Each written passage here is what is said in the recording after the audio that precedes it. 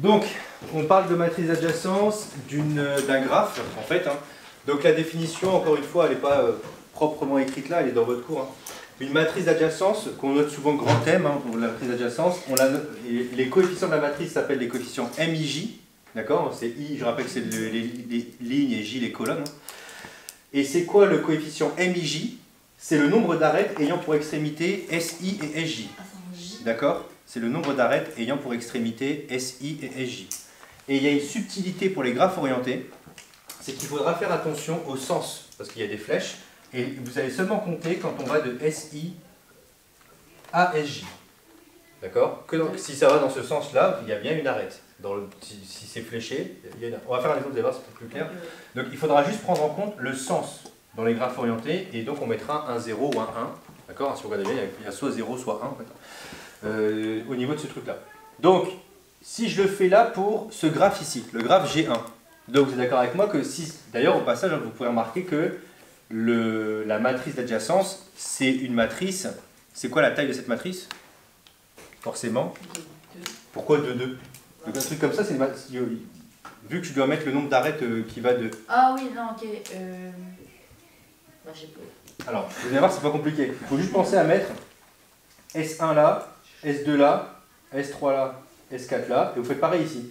S1, S2, 4, S3, S4. Donc en fait, et 4 ça correspond à quoi dans le graphe? Ça porte un nom? C'est quoi le nombre de sommets? Ça porte un nom? Non, c'est pas le degré, non, c'est le degré des sommets.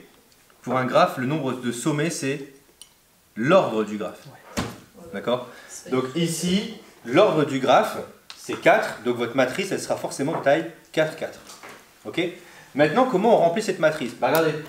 Est-ce que entre S1 et S1, il y a une arête? Non, 0. Est-ce que entre S2 et S1, il y a une arête? Oui. C'est génial. Oui. Donc, il y en a une, voilà. Entre S3 et S1, il y en a une? Oui. Entre S4 et S1, il y en a une? Oui. Non. Ah, si. Ah non, pardon. Non, pas d'arête. Il n'y a pas d'arête. Hein. Okay. Je continue.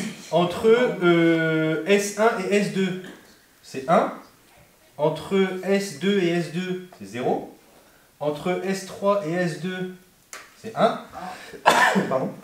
Entre S4 et S2, c'est 0. S1, S3, 1. S2, S3, 1. S3, S3, 0. S3, S4, décidément. Ok, et je continue. S1, S4, 0. S2, S4, 0. Et S3, S4, 1. Et S4, S4, 0. Ok? Ok, ça va? Est-ce que vous remarquez un truc sur cette matrice? Matrice diagonale. N'importe quoi. Voilà. Si, 0, 0, 0. Mais donc il y a 0 diagonale, une matrice diagonale, c'est une matrice qui n'a justement que des termes sur la diagonale et 0 ailleurs. C'est ça une matrice diagonale. Toi, tu fais l'inverse. Symétrique alors. Symétrique, exactement. Regardez, si vous dessinez. Si vous... Entre S3 et S1, il y a C1. Oui. S3. Ah oui, d'ailleurs, justement, elle n'est pas vraiment diagonale du coup. Ouais. Parce que là, le 1 qui est là, il n'est pas là-bas. Merci. Merci. Donc là, ici, regardez, si vous dessinez la diagonale, ici, vous la dessinez, et ben vous voyez qu'en fait, elle est symétrique de chaque côté. Ce qui est normal, parce que quand S2 est relié à S1, S1 il est relié à S2. Donc c'est normal qu'on ait la même chose en dessous. D'ailleurs, ça arrive qu'informatiquement, quand on rentre des matrices d'adjacence, informatiquement, on rentre jamais ces trucs-là en fait. Parce qu'on n'en a pas besoin. D'accord? Maintenant, on le fait ici. Avec le graphe orienté, vous voyez, c'est ma remarque de tout à l'heure là. Donc on aura toujours la matrice comme ça là. Ok? Donc je la fais un peu plus grande. S3, S4, et je vais mettre ici en bas S1, S2, S3 et S4. Et allez-y cette fois-ci maintenant, est-ce que vous pourriez me donner, cette fois-ci, faire attention au sens? D'accord? Est-ce que S1 est en relation avec S1? Si? Oui. Il y a un truc, hein, il y a les boucles. Mais en fait, est-ce que vous pouvez réécrire les chiffres parce que j'arrive pas à différencier le... Ouais, bah désolé, je ne les ai pas fait très grands justement. Donc là c'est un 1, là c'est un 2, J'arrive pas à savoir. là c'est un 3 et là c'est un 4. Peut-être qu'il est un peu trop... Bah ouais, en fait. Bah, voilà. Maintenant, est-ce que... Alors je vous rappelle que c'est ligne-colonne. Hein. Est-ce qu'il y a une relation entre S1 et S2? Oui. Entre S1 et S2? Oui. Entre S1 et S2, il y a une relation. Donc là, il y a bien un 1. Entre S1 et S3? Oui. Non. Dans ce sens-là, il n'y a pas. D'accord? Je rappelle qu'il faut faire attention entre SI et SJ. ligne, colonne. Donc là, il n'y en a pas, attention. Entre S1 et S4. Non. Non plus, de toute façon, il n'y en a pas dans les deux sens apparemment. Maintenant, je continue. Entre S2 et S1. Oui. Oui, ça va dans les deux sens là. Entre S2 et S2. Non. Non. D'ailleurs, si je ne suis pas trop mauvais, je pense qu'on peut voir qu'on peut faire ça. Ah, Il n'y a pas de boucle sur les autres trucs. quoi? Ah non. Il n'y a pas de boucle. Non, c'est pas ça que j'allais dire. Ah. Entre S2 et S3. Non. S2, S3, non, pas dans ce sens-là, effectivement. Entre, je vais peut-être le mettre un peu plus en dessous. Voilà. Entre S2 et S4. Non. S2, S4, donc S2, S4, non, ok. Entre S3 et S1. Oui. Oui, là il y en a un. Entre S3 et S2. Oui. Oui. Entre S3 et S4. Oui. Non. Non. Entre S4 et S1. Non. Non. Non. Entre S4 et S2. Non. Non plus. Entre S4 et S3. Oui. Oui. Et là, par contre, si vous regardez un petit peu, je vais faire une diagonale ici, hein, toujours. Et bien là, cette fois-ci, c'est pas symétrique. Hein. Ah, pas du tout. C'est normal parce qu'en fait, quand c'est orienté, et ben en gros, quand vous êtes relié de SI à SJ, vous n'êtes pas forcément relié de SJ à SI. D'accord? Il faut avoir des choses qui font ça en fait, pour avoir dans les deux sens. Ok? Donc là, par contre, attention, c'est important de comprendre que là, c'est orienté, ça va changer la symétrie de la matrice. Donc d'ailleurs, potentiellement, ça complexifie votre problème en fait. Hein. Si vous avez de l'orientation, votre problème il est plus compliqué. Et d'ailleurs, au passage, ça arrive souvent qu'en fait, les graphes qui sont non orientés, en fait, il faut les comprendre comme ça en fait plutôt. C'est comme si qu'ils avaient un déplacement là et là finalement, en fait. Mais partout, d'accord? Ils ont un déplacement partout de chaque côté. Même si on dessine jamais ça, hein, parce qu'à partir du moment où on a un graphe qui est non orienté, c'est pas très beau ça.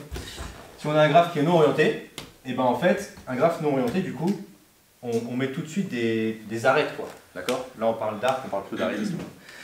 Ça va pour trouver des matrices d'adjacence? Oui. Et bien ça, sachez que vous devez le faire dans les deux sens. Si vous avez un graphe, vous êtes censé savoir trouver la matrice d'adjacence. Si vous avez une matrice d'adjacence, vous êtes censé savoir dessiner un graphe. Ah, c'est plus compliqué ça. Pas forcément. C'est juste que vous donnez les noms que vous voulez là, et après vous dites, ah ok, lui il est relié avec lui, lui il est relié avec lui. Déjà, si vous avez des zéros là, ça veut dire qu'il n'y a aucune boucle. Ouais. Déjà, commencez par ça. Vous commencez par un truc facile. Est-ce qu'il y a des boucles ou pas? Voilà. Déjà, un truc tout bête, c'est pas symétrique? Ok, on est là. C'est symétrique? Ok, on est là. Déjà, commencez par ça. Quand vous avez un exercice où on a ça... De quoi? Oui, ça on s'en tape, effectivement. Si par exemple, t'as pas fait ce dessin là, mais t'as fait plutôt, je sais pas, je dis une bêtise, t'as fait celui-là. Imagine que t'as fait ça. Après, avec la même matrice, on peut faire plusieurs figures. S1, S2, je sais pas, S4 et S3 là, si t'as fait ça. Du coup, c'est exactement la même. C'est pareil, hein? Ah oui, oui, j'ai juste décalé un peu ça. Non, c'est bon, non. En fait, non, c'est pas la même parce que non, c'est pas la même parce que S2, S3. S2 et S3, c'est pas le même endroit. Non, c'est Wow. Mais après, oui, on pourrait faire ça, je sais pas, enfin, on pourrait peut-être faire ça, allez. C'est la même dans le sens. C'est la même dans l'autre sens, ouais. Ah non, le S2 il est pas sur le S2. Mais on pourrait peut-être dessiner des trucs plus particuliers, hein, je sais pas, ouais, je sais pas. Bah, On le pourrait modèle faire... par triangle, il est PS4. Non, mais c'est... Ouais, j'aime bien. Un peu différent. Mais ouais, en fait, le dessin, on s'en fout en fait. En théorie des graphes, c'est ça qui est intéressant, c'est que le dessin, il n'est pas important, sauf si vraiment il permet de mieux comprendre le problème. En général, on essaie de le calquer, quoi. On essaie de calquer un problème réel. Mais sinon, on s'en fout en fait. Hein. Ce qui compte, c'est les relations entre les sommets avec les arêtes. D'accord? C'est ça qui compte. Ça va? Ouais? Cool.